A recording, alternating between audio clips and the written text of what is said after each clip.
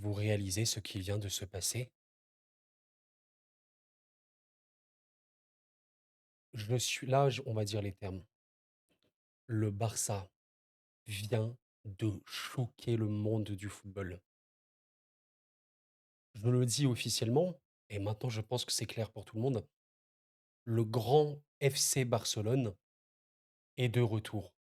J'ai des frissons là, les gars. Je sais pas si vous voyez, mais j'ai la chair de poule devant ce que je viens de voir. Une leçon de football tactiquement, mentalement, dans tous les sens du terme. Mesdames, messieurs, ceci n'est pas un montage. Le FC Barcelone vient d'humilier le Bayern Munich du début à la fin. Il y a des joueurs qui ont fait un match. Putain, j'ai les frissons là. En vrai, je sais pas si vous arrivez à voir. Les gars, zoomez sur l'image. Non, en vrai, vous pouvez pas voir, mais on va être très clair. Rafinha, il est là, on va être clair, hein, sincèrement. On verra le Ballon d'Or de la saison prochaine. Le début de saison de Rafinha, c'est une saison Ballon d'Or. Là, vraiment, je suis ému. Les gars, j'aime tellement le football. Qu'est-ce que j'aime le foot. Vous savez que je suis pas dans le délire de clubisme, supporterisme ou quoi. Je suis juste un passionné de football. Je vois ça. Mais qu'est-ce que vous venez de faire? Mais qu'est-ce que vous venez de faire?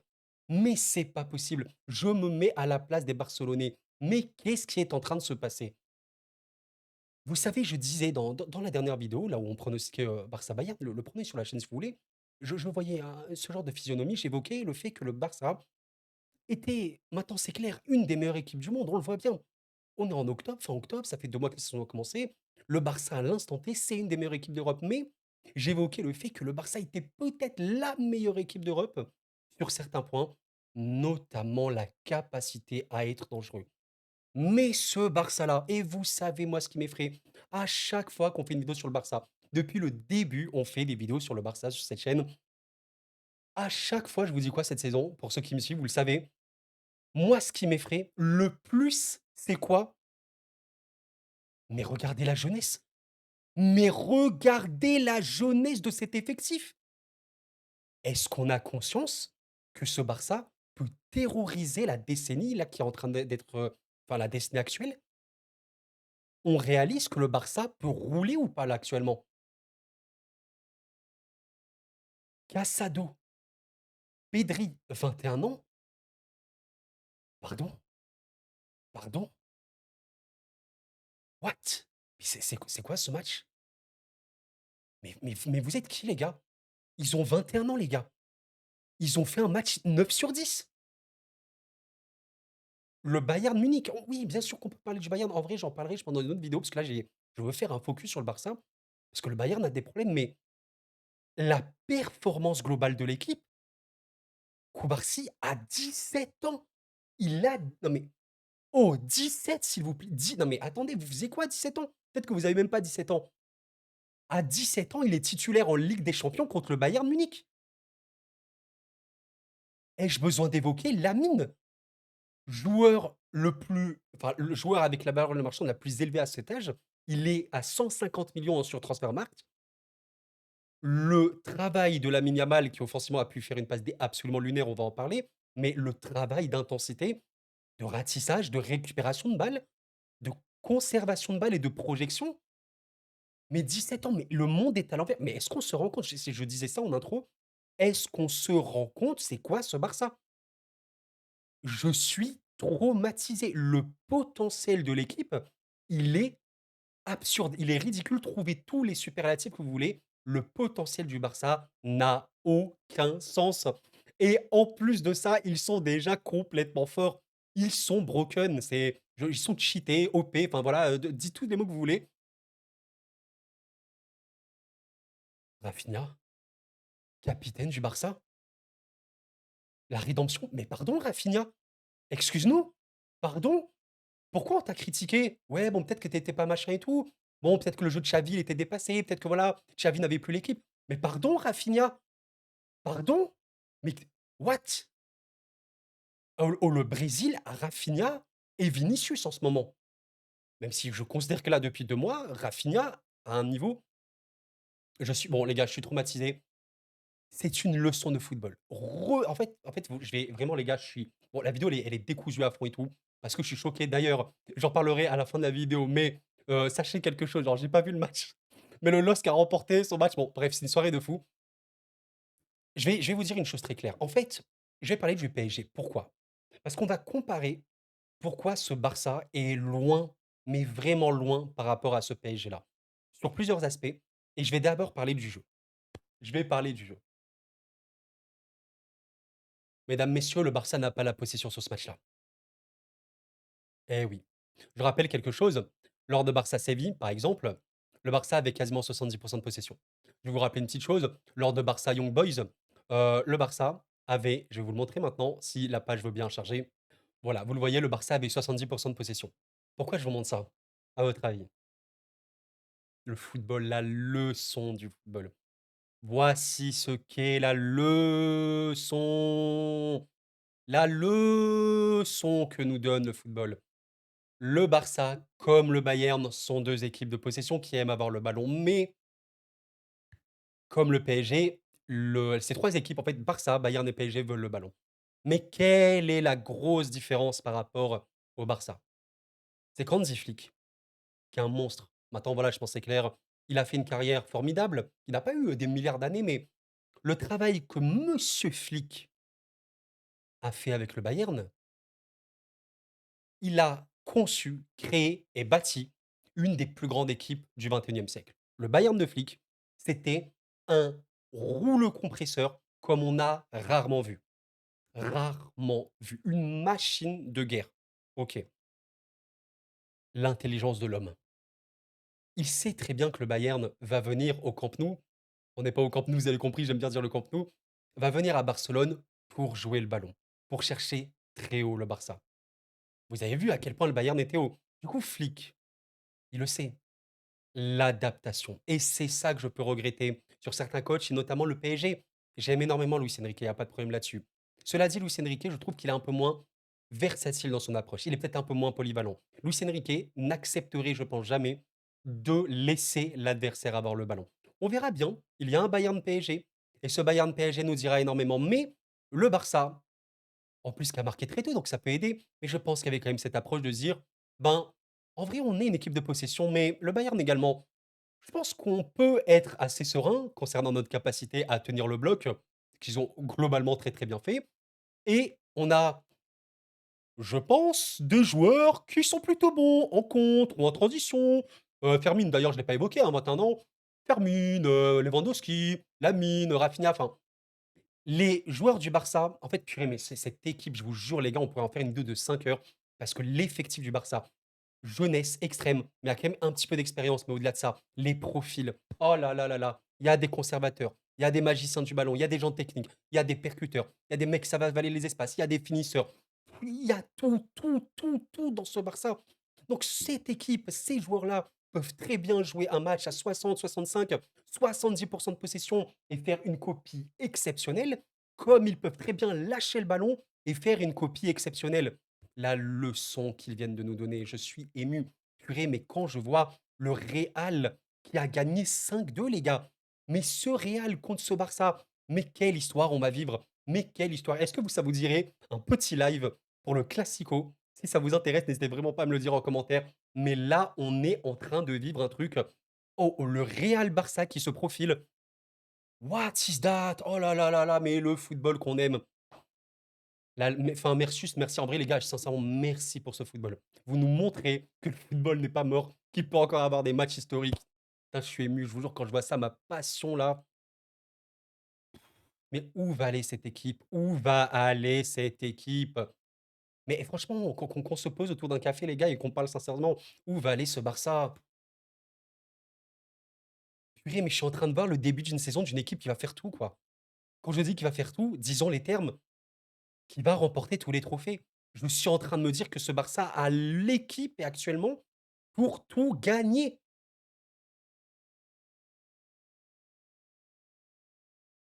Je sais pas quoi dire. La vérité, je suis choqué, je suis halluciné. Je m'attendais à un match du Barça bon, mais à ce point? Comme ça? Comme ça, tu les frappes comme ça? La revanche là, je sais qu'il y avait, oui, le la revanche Barça contre Bayern. La revanche, la vengeance, dites ce que vous voulez, la revanche, elle a été prise. Là, c'est très, très clair et le potentiel, je le répète les gars, mais rendez-vous compte, je vous pose la question. Ce Barça dans 5 ans, il est où? Avec ces joueurs-là? Dans 5 ans, Lamine, il a 22 ans. Lamine Yamal, Kas comment il s'appelle? J'ai des trous. Koubarsi. Lamine Yamal et Koubarsi, dans 5 ans, ils ont 22 ans, les gars. Dans 10 ans, ils ont 27 ans, mais je vais devenir malade. Vous êtes supporters du Barça, les gars, mais savourez comme des fous. Le Barça a été un club comme beaucoup, hein, qui ont pas mal souffert en Europe ces derniers temps, mais là, c'est la rédemption, là.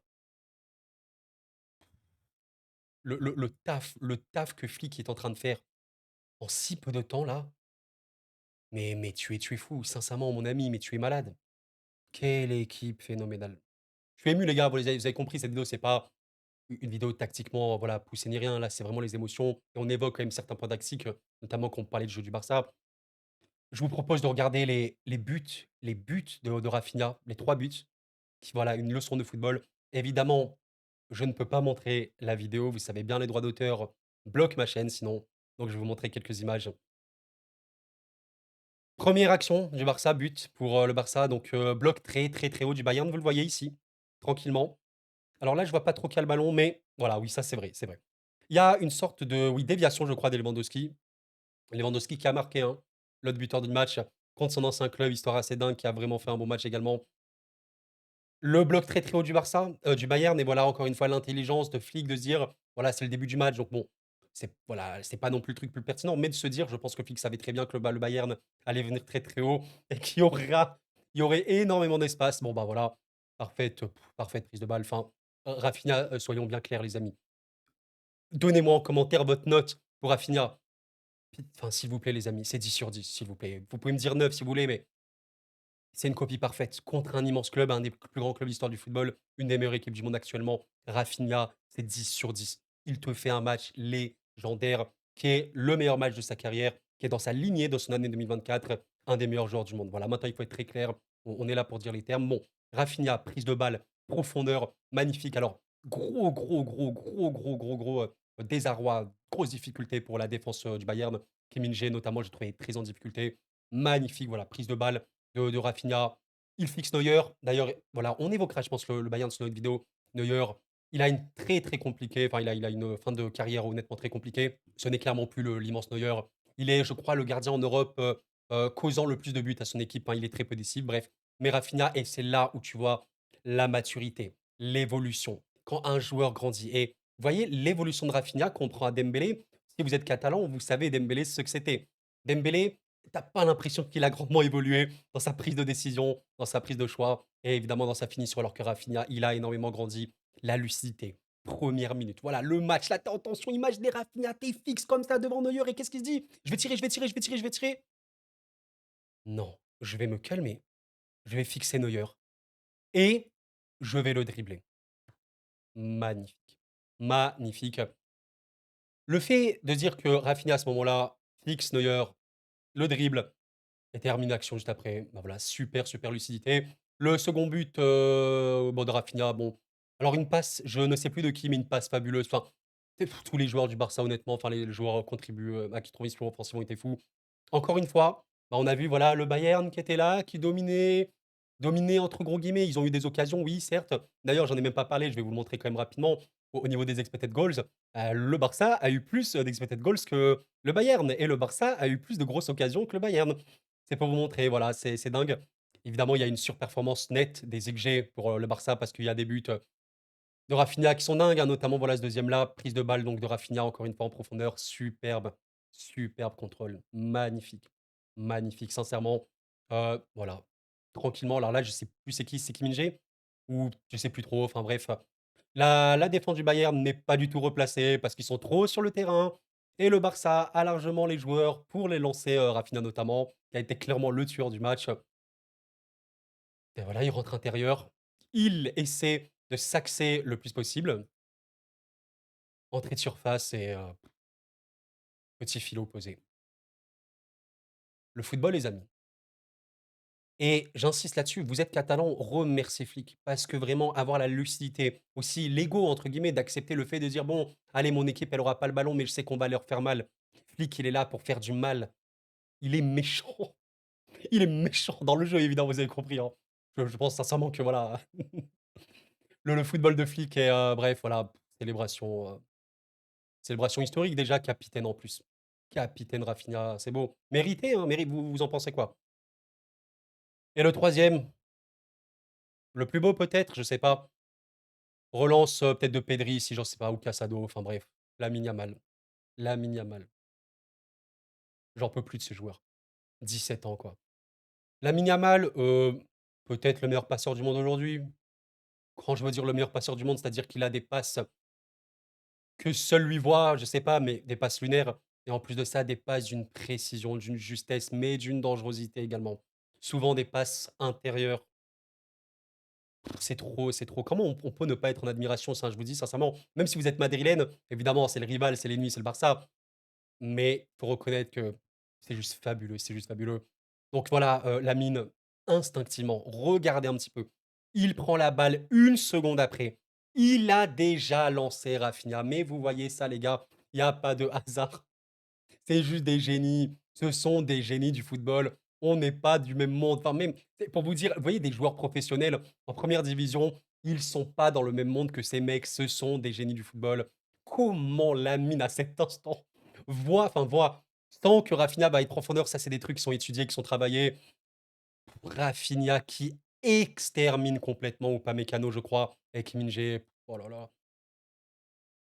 Enfin voilà, Rafinha, contrôle encore une fois exceptionnel, un contrôle comme ça un peu orienté devant Neuer qui est un peu trop avancé, donc il doit reculer et ouais, bon, à ce moment-là, il coupe croisé encore une fois. Enfin voilà, Rafinha, il est là en surface de réparation, il coupe très, très, très, très croisé et but. Le football, mes amis, le football. On arrive, bientôt à la fin de cette vidéo. Si vous l'avez appréciée, les amis, n'hésitez vraiment pas à laisser un petit like, ça m'aide énormément, vous le savez bien. Et évidemment, n'hésitez pas à vous abonner si vous êtes nouveau, ça me fera grand plaisir. Je suis ému. Je suis ému et en vrai de vrai, ça, c'est des soirées où tu aimerais être à la place du supporter. Parce que là, je pense vraiment que les supporters du Barça, ils sentent un truc assez unique. Parce qu'ils avaient en plus ce besoin absolu et nécessaire de montrer, même pas à l'Europe, OK, oui, au monde et tout ce que tu veux, mais aussi pour se rassurer eux-mêmes que c'est une grande équipe. Le Barça, oui, c'est un club historique. Ces derniers temps, l'équipe allait beaucoup moins bien. On avait peur peut-être que ça prenne limite la direction d'un Manchester United qui va très mal ou quoi aujourd'hui. Mais là, aujourd'hui, officiellement, et on le voit depuis le début de saison, maintenant c'est officiel, les amis. Les gars, il faut le dire haut et fort. Le Barça est redevenu un monstre du football européen et mondial. Le Barça est redevenu une équipe effrayante. Le Barça est redevenu une équipe où tu as peur de les affronter, un peu comme ce qu'était le Real depuis toutes ces années. Maintenant, c'est très très clair.